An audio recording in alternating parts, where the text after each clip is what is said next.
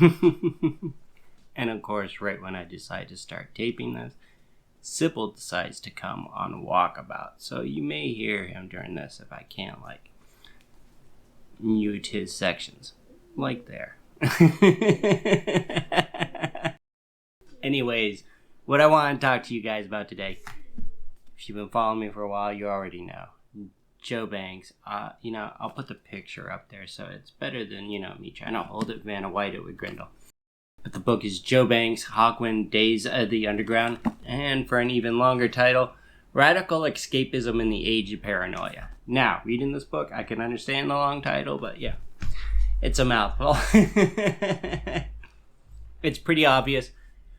This book is so good, I went out and bought a Hawkwind t-shirt. Plus, I got, 10 weekly comic strips out of this? And this is strange because I was not a diehard Hawkwind fan prior to reading this book. I was interested in them.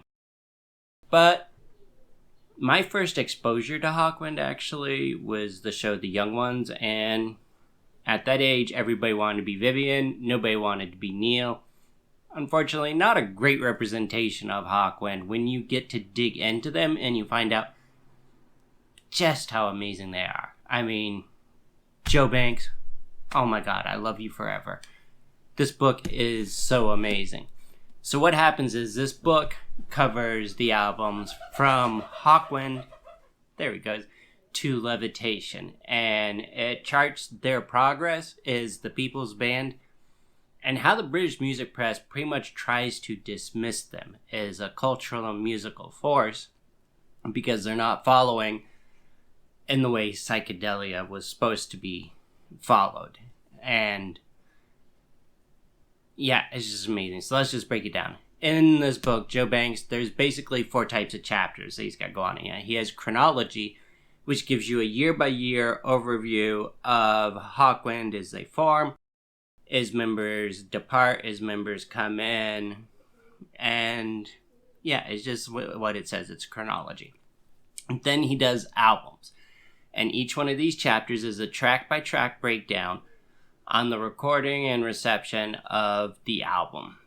And then you have essays, in which Joe Banks explores the cultural and musical impact that Hawkwind had upon primarily the UK culture. It does go into America a little bit. There's a few bits about Europe, but it's mainly based around the UK, which is totally understandable. And then the 4th thing is interviews, which Joe Banks conducted these interviews between 2016 and 2019 with key members of Hawkwind and their retinue.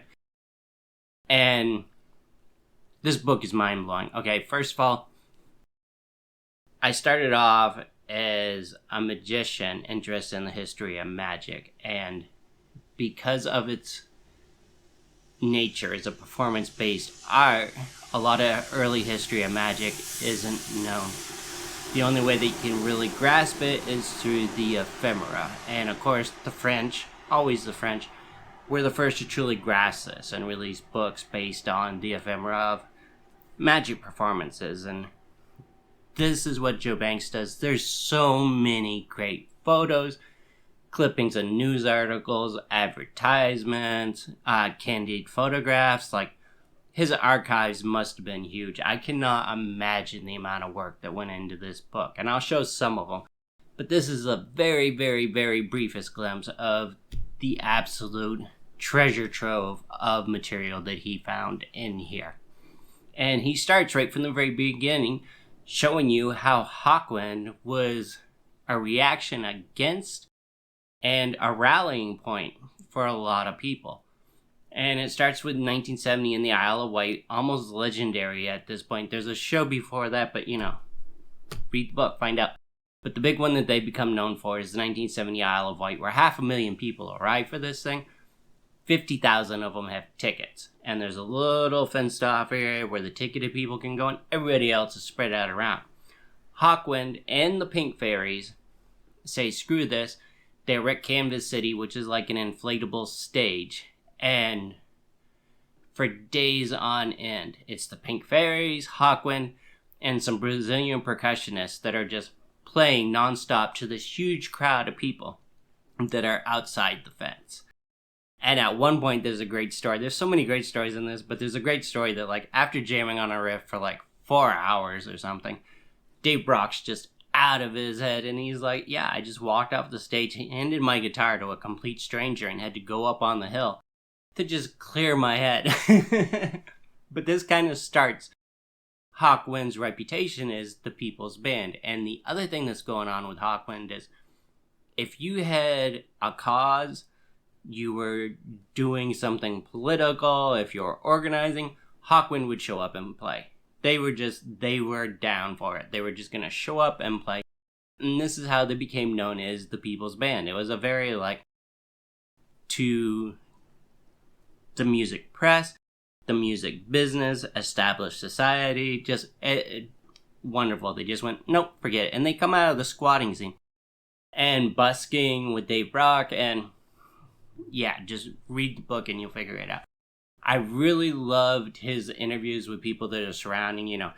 Of course, you have Nick Turner, but also he tracked down Dick Mick, who famously non-played oscillators and radio test gear to, like, echo pedals, filters, wah-wahs, you name it, just to give, like, that ungodly, beautiful racket that you hear all over the place on early Hawkwind albums. And his status as a non-musician is what propels it, because people with synthesizers at the time, like, it's just Baroque nonsense. You know, it's like, is it Cage that said, why are we recreating instruments already known? Find new sounds? Well, yeah, Dig Mick did it. Also, he interviews Michael Moorcock. If you know anything about Hawkwind, you know that Moorcock was a necessary component of that, but also he explores, like, Moorcock and the New Worlds magazine, their influence and the change that was going on with this, and how Hawkwind embraced almost, not pessimistic, but a very grounded approach to science fiction themes. And they were a self-mythologizing band, which there can't be enough importance played upon that. Like, they created that mythos, which they inhabited. They created their world, and then they lived in it. He also interviews Stacia Blake. Watch any documentary on Hawkwind. Yeah, she's gonna show up. Eye-catching is the least of words, but I love the added depth and nuance that is given to her through Joe Banks' interview with her in this book. His essays in this book are outstanding. Cosmic Dada Nihilismus is one that I really enjoyed, where he's talking about how the space race becomes seen as just a way of flexing technological power and showing off, and they were interested in other avenues of what was going on with space. New Worlds and Dangerous Visions, which, as I mentioned before, interviews with Michael Moorcock, but also how this changing face of science fiction influenced the band, but was also a reaction to what was going on in the world and Britain at the time. Then you have Countdown to Year Zero. Can't remember who says it. One of the people from Joy Division / New Order makes a statement that punk exists because in every town there was somebody really into Hawkwind. And I think this is the important distinction. Kind of like when I was coming up, if you saw somebody with strange hair or dyed hair, you had a comrade in an alley immediately. You just knew that was a fellow freak. You would bond over something. You were going to have something in common. Nowadays, yeah, not so sure. We need to take back dyed hair, god damn it. But yeah, the counterculture thrives through Hawkwind. It was in its stagnation phase. And one of the things I really liked about this in Joe Banks Hammers Home is a point that Mark Fisher makes, and I believe it's in Post-Capitalist Desires, that what we think of as the 60s is actually the very late 60s and into the 70s.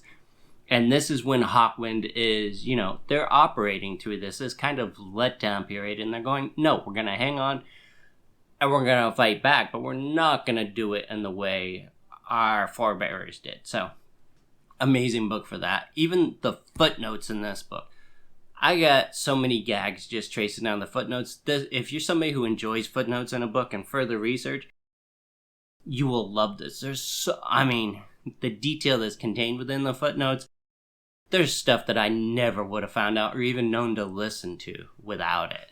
And after the footnotes, that's where I found out about the John Peel gag that's in one of those strips.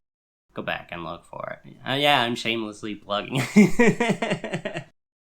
But he also has appendici in here. Appendices?